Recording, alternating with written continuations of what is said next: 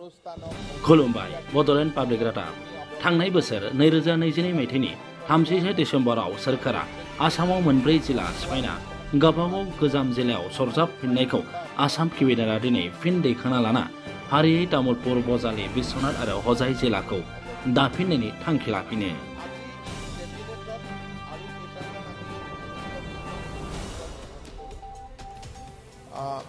যোৱা বছৰ 31 ডিসেম্বৰৰ দিনা আমি অসমত 4খন জিলা বিলুপ্তি কৰিছিলোঁ আৰু সিদিনাখনে মই অসমৰ ৰাইজক প্ৰতিশ্ৰুতি দিছিলোঁ যে নিৰ্ধাৰিত সময়ত আৰু শুদ্ধ সময়ত আমি এই জিলাকেইখনৰ পুনৰ নিৰ্মাণ কৰিম। ডিলিমিটেশ্যন হোৱাৰ পৰিপ্ৰেক্ষিতত জিলাকেইখনৰ কায়িক পৰিৱেশ আগৰ দৰে নহ'ব, আগতকৈ বদলিব। তথাপিতো বিন্দাকান্দি, লামডিং আৰু হোজাই বিধানসভা সমষ্টিক সামৰি আজি আমি ৰাজ্য কেবিনেটে হোজাই জিলা গঠন কৰিছে।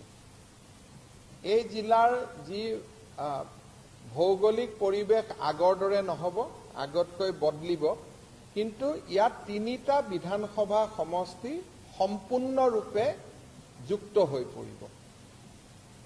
বিন্দাকান্দি, লামডিং আৰু হোজাই, আৰু ইয়াৰ হেডকোৱাৰ্টাৰ শংকৰদেৱ নগৰ হ'ব, যি আগত যি ধৰণে আছিলে, আৰু ই এখন নতুন জিলা আজিৰ পৰা গঠন হ'ল।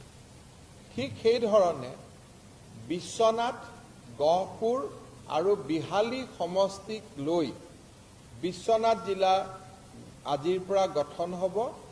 সেই জিলাখনৰো ভৌগোলিক পৰিৱেশ আগৰ জিলাখনতকৈ কিছু বদলিব, কাৰণ আগত চতিয়া সমষ্টিৰ এটা পাৰ্টো বিশ্বনাথ জিলাত আছিলে।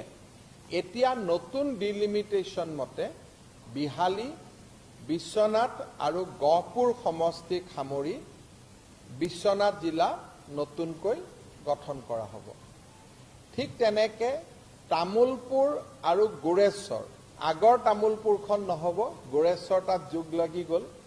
তামুলপুৰ আৰু গোৰেশ্বৰ সমষ্টি লগ লাগি নৱগঠিত তামুলপুৰ জিলা আত্মপ্ৰকাশ কৰিব, আৰু সমান্তৰালভাৱে নৱগঠিত বজালী সমষ্টি আৰু ভৱানীপুৰ সৰভোগ সমষ্টিক সংলগ্ন কৰি বজালী জিলা গঠন কৰা হৈছে।